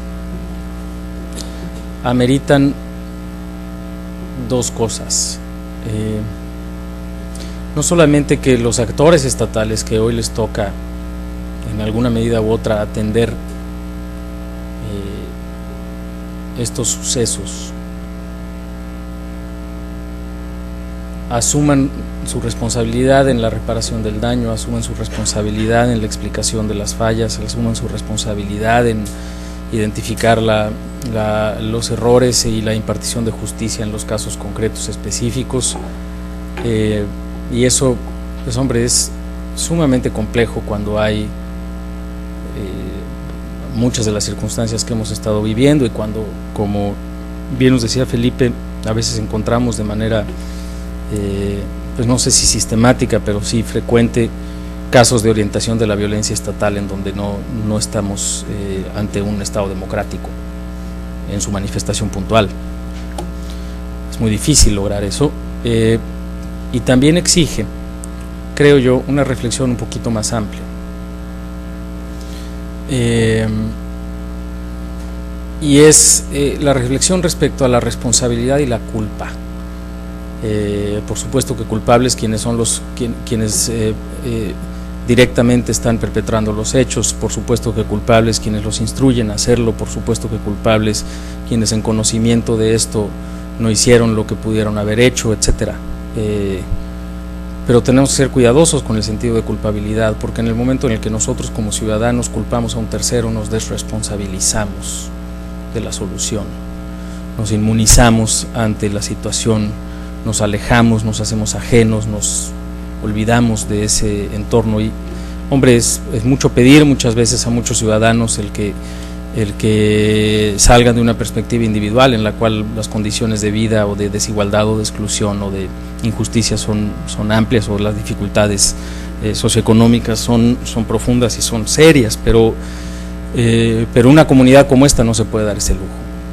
Y entonces sí tenemos que convocar a esa reflexión más concreta de en nuestro ámbito específico, como individuos, como académicos, como estudiantes, como profesionistas, como participantes de una comunidad, ¿qué nos toca hacer? Porque ciertamente también otra de las lecciones del Leviatán, que también es una lección de Arrow, es que el resultado público es la construcción de todos y cada uno de los resultados individuales, a querer o no. Y parte de la tragedia de nuestra cultura histórica de centralismo, de autoritarismo, de verticalidad, es que quisimos convencernos de que no era así. Es parte de la tragedia también del financiamiento de los partidos. Creemos que con que le entreguemos la tarea a una autoridad todo se va a resolver. Eso no es cierto, y ya es hora de que dejemos de pensar así respecto a todo el ámbito de lo público. El ámbito de lo público es la suma de nuestras decisiones. Y eso no nos hace ni más estatistas ni menos estatistas, no nos hace ni más de derecha ni más de izquierda, no nos hace más favorables a los derechos individuales, más garantistas o más orientados a cierta imperio del Estado. No, eso simple y sencillamente nos hace ciudadanos. Y normalmente cuando estamos y hemos tenido la posibilidad de participar del servicio público, vemos las carencias del propio servicio, pero muchas veces vemos también la carencia del servicio ciudadano, y eso tiene mucho que ver con lo que decía Alejandro al principio, cómo le damos una verdadera educación cívica genuina a las personas, que les den esas herramientas, que se vea claramente la utilidad, que no sea nada más una lección moral del deber ser, sino un instrumento cotidiano de participación y de construcción de mejores soluciones. Entonces creo que ese es el gran dilema de nuestro tiempo, precisamente ese, el cómo ir construyendo mecanismos de servicio ciudadano que al final del día nos reconozcamos como corresponsables de un entorno, porque solo de esa forma vamos a ser capaces de construir autoridades que no abusen y que rindan cuentas, y que exista un verdadero temor a ser capturado en la comisión de una irregularidad y de un delito, y que exista una verdadera recompensa para los cientos de miles de servidores públicos que están haciendo su esfuerzo por construir un mejor país. Y ahorita lamentablemente no tenemos, creo yo, ni lo uno ni lo otro. ¿Qué más me preguntas, Jonathan? ¿Dónde estás allá? Pues sí, reelección sí, y pues salió muy tullidita, francamente, todavía, con límites muy cortos, muy sujeta a la voluntad partidaria, muy ajena a todavía una dinámica más de mayor libertad. Yo diría que hay dos temas. Regreso al tema de financiamiento público, y mira, yo no coincido con ese diagnóstico, pero ciertamente ese puntualmente, pero ciertamente pues nos preocupa el grado de infiltración del financiamiento ilícito en términos generales, o ilegal, peor aún, del narcotráfico en las campañas políticas. Yo creo que eso, hombre, vamos a hacer un ejercicio analítico. Vamos a suponer que existe algo así. Yo sé que suena medio perverso, pero denme esa licencia, estamos en un ámbito académico. Vamos a suponer que existe algo así como un mercado de apoyo político, que si tú quieres ser candidato, necesitas ese apoyo. Necesitas que alguien te dé dinero para tu campaña, necesitas que alguien te dé, pues no sé, algunos volantes para hacer publicidad, necesitas tal vez acceso a algún medio de comunicación, necesitas tiempo y gente que te ayude a ir a una zona popular para hablar con la gente, escucharla, entenderla, querer proporcionar soluciones y salidas a los dilemas que están enfrentando. Necesitas el apoyo de algunos actores que tienen responsabilidad y visibilidad en la comunidad, necesitas que ese apoyo se conozca, necesitas un montón de cosas que hacer. Si no, no vas a ganar. Nunca, jamás. Y resulta ser que del otro lado hay un montón de personas que creen en ti, que te quieren apoyar, que quieren que eso salga bien. Hay un empresario de una pequeña farmacia que le interesa que las cosas que tú estás diciendo tengan resultado y tengan éxito. Hay unos líderes de unas organizaciones de taxistas que les preocupa mucho que vaya a haber ciertos mecanismos y que quieren apoyarte. Hay una serie de actores ciudadanos que quieren apoyarte y que quieren que tu opción, o que otras que se oponen a la tuya, sea la que triunfe. La forma en la cual se puede dar eso es un mercado. Y lo que hemos hecho en la construcción de la democracia de nuestro país es decir, ¿sabes qué? Ese mercado, esa interacción entre privados y candidatos para, por ejemplo, tener acceso a la radio y la televisión, no, muy perverso, porque eso le da un gran poder a las televisoras y le da más poder a las radiodifusoras, y entonces que si el convenio y que si dinero sucio y que si además todo lo que les da el Estado, se lo gastan ahí, no, ni de milagro, cancelemos ese mercado. Y después estábamos muy preocupados porque todo ese mercado de apoyo político provenía originariamente del gobierno y provenía, así dicen las historias, de esas arcas gubernamentales para dárselas a un solo partido político. Bueno, pues entonces que no sea así, que sea formal, que sepamos de cuánto se trata y se lo damos parejito, una regla semiproporcional a las distintas alternativas. Perfecto, plena transparencia. Su servidor firmaba cheques como director de prerrogativas y partidos políticos para las opciones partidarias con cargo a los impuestos, pues probablemente de ustedes no, de algunos de ustedes sí, y de sus padres sin duda. Sí.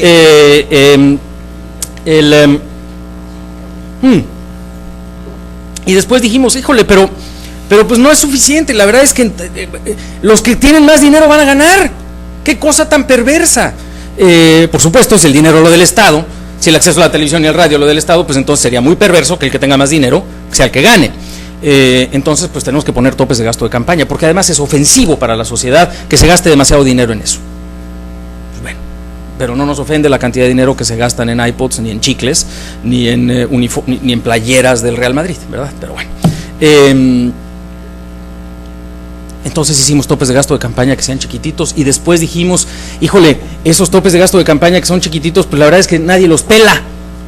Pues entonces tenemos que sancionar. Hoy día en nuestra Constitución, no sé cómo le van a hacer, está establecido que de una forma además, en fin, de una imprecisión jurídica brutal, absolutamente en contra del principio que le ha dado vida y certidumbre a la autoridad electoral, que es el principio de legalidad y de certeza. Si les das más del 5%, ni me sé la fórmula, pero en fin, se van a anular las elecciones si se viola un tope de gastos de campaña. Tampoco en ese momento se hizo la reflexión de que si hay una opción como la tuya, que es genuina, que es ciudadana y que está creciendo, probablemente necesitas más dinero que el de junto, que tiene más responsabilidad, más tarea, más historia y más reputación. Y si tienes más dinero, muy probablemente es porque eres mejor opción. No, eso no, tampoco hay espacio para considerar eso. Y el resultado entonces es que tenemos un mercado de apoyo político hiperregulado, hiperlimitado, extraordinariamente pequeño, pero no deja de existir la necesidad tuya de poder contender, ni la necesidad de muchos otros de querer influir. Tenemos un mercado negro gigantesco. Y en el mercado negro, ¿quién gana? Quien está acostumbrado a vivir en el mercado negro. Ese es el resultado de series sucesivas de reformas electorales que han querido controlar el financiamiento de lo público. Me voy a quedar en el diagnóstico, así como mi amigo, porque la solución tampoco está tan fácil. Creo que hay pistas para ello. Creo que hay que voltear el lado de la fiscalización de quienes reciben a quienes donan. Creo que hay que destruir por completo los topes de gasto de campaña. Creo que hay que redefinir el sistema de subvenciones generalizadas a nivel estatal. Creo que hay que abrir el mercado de radio y televisión. Es mucho más visible, por Dios, lo que pasa ahí. Vamos mejor a que se gasten el dinero ahí, vamos a ver cuánto cuesta. Podemos verificar las facturas de las empresas, en fin, y podemos verificar las carteras de quienes ponen dinero ahí. Pero no es la única solución, porque ya hablé por tercera vez de eso. Hay otras cosas que hay que hacer. Simple y sencillamente tú quisiste que abundáramos en el tema de la infiltración del crimen organizado en las campañas. Hay otra que es bien importante, tiene un poco que ver con tecnología, pero no solamente. Muchos de ustedes pertenecen a una generación que por primera vez, creo yo, la verdad, y bueno, también estoy dispuesto a ser corregido, pero desde hace mucho tiempo sí existe una sensación de que las cosas pueden cambiar. Y las cosas pueden cambiar independientemente de lo que se logre en el claustro. Puede cambiar porque hay muchos mecanismos novedosos de innovación y de emprendimiento. Y la verdad es que eso hay que acercarse a los emprendedores sociales, hay que acercarse a los emprendedores de lo público, hay que acercarse a esa generación que desde que participan en foros como Tijuana Innovadora o a otros ámbitos de participación, de creación de empresas con una vocación social, En parte lo están haciendo porque reconocen que existe un problema público que el Estado no va a resolver, los partidos no les importa y no existen formas claras de atenderlo. Hay que acercarse a ellos. Nosotros en la Escuela de Gobierno y Transformación Pública estamos abriendo un programa de actividades con emprendedores e innovadores sociales, precisamente para asegurarnos de que existe el conocimiento del entorno público, de que existen mejores herramientas para incidir en el ámbito de la política pública y de que existen mejores métodos de innovación y de colaboración para tratar de trabajar en conjunto innovadores sociales que están dentro y fuera del ámbito estatal. Entre otras cosas, hay que seguir trabajando en eso. Me gusta tu alegoría de la democracia en construcción como un barco, y mientras la decías, Miguel, yo estaba pensando, dije, no, bueno, pues está pensando que el único barco o sea, que es como un barco en China, ¿no? Justamente estaba yo pensando antes de que hablaras del ejemplo chino, y creo que la conclusión de tu argumento es, pues si no hemos construido el barco, ¿para qué nos echamos al mar, no? Y pues es mejor entonces un barco que sí está construido, que es el del autoritarismo estatal y de, digamos, capitalismo autoritario de Estado, vamos a llamarlo así, y que ese sí ha sido extraordinariamente exitoso, y es justamente tu pregunta y tu preocupación. Dos granitos de sal a ese argumento. Una muy buena parte del crecimiento y el desarrollo chino tiene que ver con un momento específico de su transición económica. Están pasando de ser una economía agrícola a ser una economía enormemente industrializada y tecnificada. Lo están haciendo en un momento en el cual es extraordinariamente valioso para ellos, es la única economía que está haciendo eso. Tienen la organización estatal capaz de robarse la tecnología de cualquier lugar del mundo y lo están haciendo, y lo están implementando con un gran éxito y con una influencia significativa porque tienen el tamaño para lograrlo. No quiere decir que subestimemos su capacidad, pero de eso a que sea un modelo muy replicable, pues está medio campeón, la verdad. Creo que la genialidad de la generación política china reciente es justamente ver esas oportunidades y asirlas, y creo también que existe una extraordinariamente irresuelta pregunta de qué va a pasar con el desarrollo político de ese país, y si el barco que se han construido les va a dar para resolver los dilemas de desigualdad, de inclusión, de participación y de rendición de cuentas que evidentemente se están enfrentando. Mi apuesta es que van a sufrir mucho, espero que no sufran mucho, porque eso va a ser significar el sufrimiento de personas allá y desde luego disrupciones importantes en los mercados internacionales, pero yo no veo que hayan construido una salida.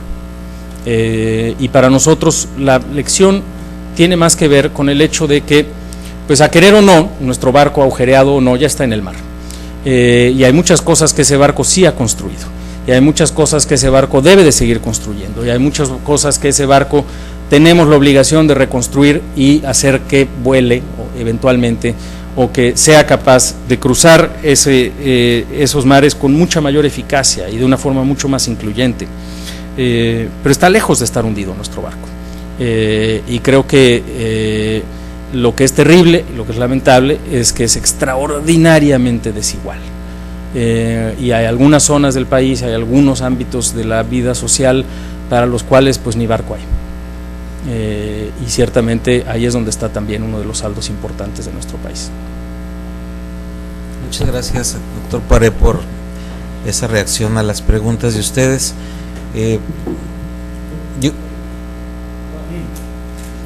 Preguntaron, no sé. Perdóname, discúlpame, sí, no, alusión personal, entonces sí. No, y además, para que no se impacienten, voy a ser muy breve, y además hay bocadillos terminando esta conversación, entonces aguántenme 2 minutos a que haga. Exactamente, miren. No, es que yo sí quería agradecer el comentario, porque en efecto me permite precisar la otra parte que probablemente no subrayé con suficiente fuerza. Yo pienso que hay que tener en mente el mediano y el largo plazo en términos de transformación, porque los desafíos son mayúsculos, son complejos, son grandes, pero al mismo tiempo eso implica empezar con mucha energía desde hoy. Definitivamente que no podemos ver logros significativos si no los comenzamos hoy en día. Es un poco para utilizar una analogía del desarrollo regional en Baja California, como la industria vitivinícola. Si deseas generar buenos vinos, tienes que esperar, tienes que contemplar una inversión y una producción que tardará años, pero tienes que empezar a producirlos bien desde el día de hoy. Y eso creo que es un punto en el cual yo quiero insistir. Necesitamos desde hoy más vino y mucha iniciativa ciudadana. Concluyo también con me hago eco. Me parecen muy inspiradoras y muy sugerentes las respuestas que ha dado el doctor Poiré a los grandes desafíos del sistema político, sobre todo el sistema de competencia, del financiamiento de los partidos políticos. Sin ninguna duda que la partidocracia está sustentada en reglas muy sofisticadas de competencia entre unos pocos, donde hay una crisis y hay problemas de representación ciudadana muy graves. Y tanto el tema de la reelección como el tema de las candidaturas ciudadanas, algunos de los aquí presentes ya me han escuchado mucho sobre este tema, me provocan la sensación que probablemente sentían algunos niños ilusionados cuando participaban en la catafixia de Chabelo. No sé si quienes hayan visto este programa, los que tuvimos la infancia en los 70s y en los 80s, la catafixia de Chabelo era que a una persona, a un niño, a una niña llena de ilusión, ¿sí? de recibir un regalazo, le daban a escoger que entre tres salas, tenía ya su dotación de gansitos o lo que iba a encontrar en la sala. Entonces finalmente elegía, se corría la cortina y se encontraban un chicle, ¿no? Como ese iba a ser su regalo, finalmente el premio que se llevaba. Exactamente, sí, o sea, una cosa que era completamente frustrante para esa ilusión. ¿Y por qué digo eso? Es prácticamente sabiduría popular mexicana que muchas de las normas y las instituciones que tenemos se construyen para solucionar problemas de las instituciones que no funcionan. Por ejemplo, por una reflexión rápida, las comisiones de derechos humanos se crearon un poco porque no funciona el sistema de procuración de justicia. El problema, sí, evidentemente las comisiones tienen una función, pero antes hay que solucionar el problema de procuración de justicia. Y en este tema de las candidaturas ciudadanas y de la reelección, mi posición es doble. Son instrumentos que están a disposición de la ciudadanía, de los actores que tengan iniciativa, de los empresarios políticos, por así de llamarlos, de los agentes que tengan iniciativa, esfuerzo, capacidad, paciencia y determinación para usarlos. Y como analista político tengo mucha curiosidad por saber qué es lo que pasa. Desde un punto de vista teórico normativo, a mí me parecen simples estrategias de administración del descontento. Son típicamente el chicle que te regala Chabelo para que te lleves un premio de consolación. No son mecanismos que están democratizando el sistema, ni son mecanismos que a mi manera de ver vayan a fortalecer la calidad de la democracia mexicana. Gracias. Gracias, Alex. Antes de cerrar la conferencia, quisiera hacer algunos comentarios muy rápidos. Ya son declaraciones últimas. No es para abrir debate. Lo que pasa es que la conferencia pues abrió una enorme cantidad de reflexiones, las cuales agradezco profundamente porque sí enriquecen no solo el espacio inmediato, sino forman parte del debate más amplio del rol de las ciencias políticas, la transformación del Estado y la evolución en México. Entonces, primero sí subrayo que hubo pues una provocación a la ciencia política, qué bueno, pero no es el problema de la sociología política. La sociología política es otra cosa. Vamos a avanzar. Eso sí funciona. Pero sin duda ese es un punto central, y sí me gustaría subrayar que herramientas hay, que la reflexión se ha hecho, que hay esfuerzos colegiados académicos muy potentes en distintos temas. Hay también el encuentro con las instituciones del Estado, también ocurre. Pero también hay la otra realidad del mundo, que son estructuras que están hechas para no transformarse fácilmente. Entonces hay una cantidad enorme de propuestas de trabajo, de iniciativas, de rutas, pero también hay intereses muy hechos. Cuando hablamos de partidocracia quiere decir eso, ¿no? Son estructuras que tampoco están en el ánimo de que llegue alguien con una buena idea y se transforme, ¿no? Son estructuras de reproducción de poder. Entonces ese es un hecho duro, tan duro como la dificultad de gestionar una economía potente, o tan duro como la dificultad de transformar un entorno de medio ambiente en el sentido físico, hacer cambios. Entonces no es simple, pero sí nos hemos movido. El otro hecho es que efectivamente nos hemos movido. Algo importante en muchos aspectos, en otros no tanto. El tema de la pobreza sigue siendo muy grave. Ya pasó la independencia, la revolución, el estado autoritario, nuestra transición democrática, y la pobreza sigue más o menos estable. Con esto lo que quiero decir es que hay objetos de transformación demasiado complejos. No es solamente la ausencia del diseño, la ausencia del aparato intelectual potente. Entonces, pero es un desafío, hay que tomarlo así. Hay que seguir construyendo iniciativas, ideas. Y ahora agrego dos elementos que me parece también estuvieron muy fuerte presencia en la conferencia, y hago solo los enfatizo. El primero es que el gran objeto de transformación es la estructura del Estado. Y en México, en mayúsculas, y no me refiero al gobierno federal, al conjunto de los aparatos del Estado mexicano. Y en México sí hubo importantes movimientos en ese aparato, pues en las últimas 3 décadas, las últimas 2. Y sí hay cambios muy importantes. Pero, y es aquí donde viene el punto, pero el diseño de la estructura del Estado mexicano en buena medida todavía respira el diseño de la postrevolución. No agarramos al Estado como hoja en blanco y la volvimos a arreglar y la diseñamos. Es un aparato institucional que se viene moviendo poco a poco. Y en ese poco a poco traes lo que le agregas, lo que cambias y lo que ya estaba, ¿no? Sigues con estructuras que persisten.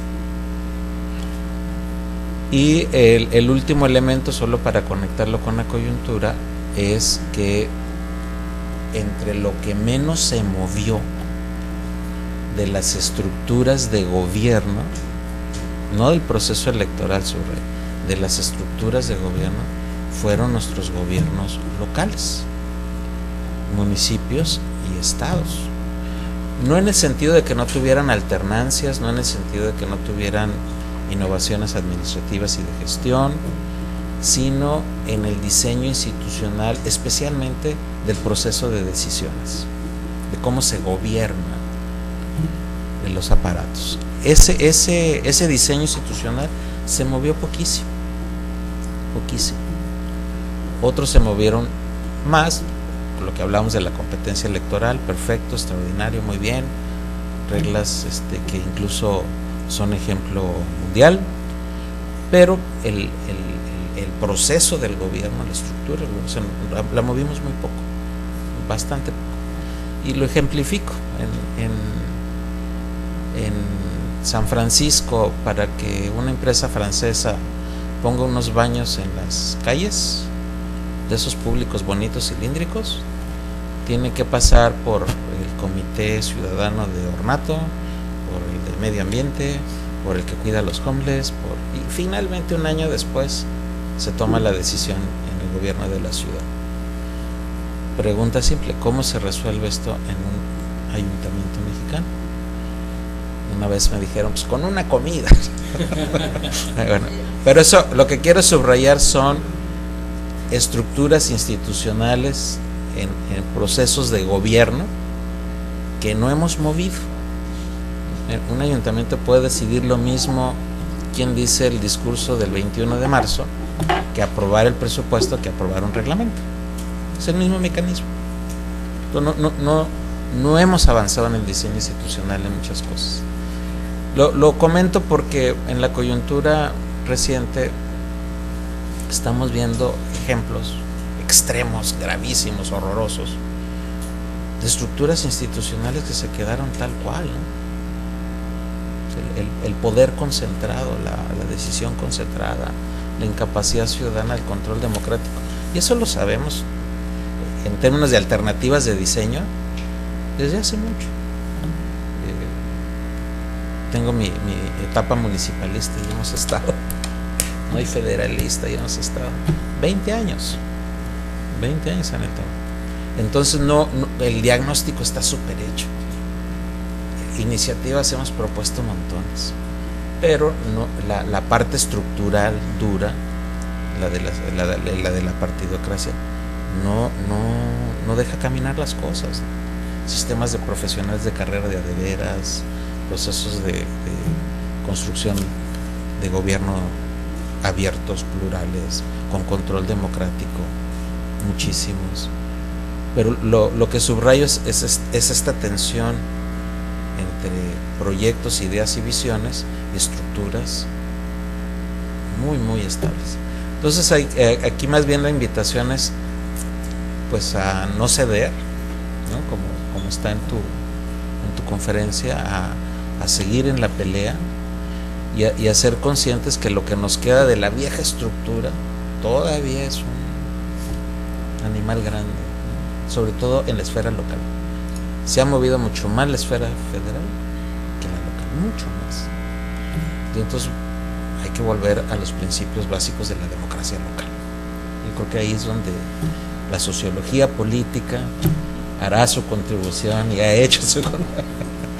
Pero mil gracias por la extraordinaria conferencia. Si tienes algún comentario adicional, bienvenido ahora para cerrar la conferencia. Muchas gracias. Nada más muy brevemente, de esta discusión me surge la memoria de un librito que vale la pena releer. Es un libro breve, muy complejo, pero es un libro breve porque le añade a la reflexión sobre el poder una perspectiva de, en fin, hay formas analíticas de analizar, de estudiar, mejor dicho, los grupos de interés, pero esta es una perspectiva un poco más de poder, y es un ensayo de filosofía política de Stephen Lux, se llama El poder, un enfoque radical, y nos alerta contra la inocencia, que creo que muchas veces está también justamente en el diagnóstico y en la posibilidad del cambio o no en algunos mecanismos. Y yo sigo pensando que hay espacio, es evidente que se ha movido, por más que a veces la catafixia nos muestre los resultados muy incompletos o muy insuficientes o muy desesperanzadores. Ahí están sin duda las herramientas y las posibilidades, y esta es otra que hay que utilizar para poder tener mayor precisión en el diagnóstico y en la prescripción. Muchas gracias. Muchas gracias, pues nuevamente. Muchas gracias. Muy amable.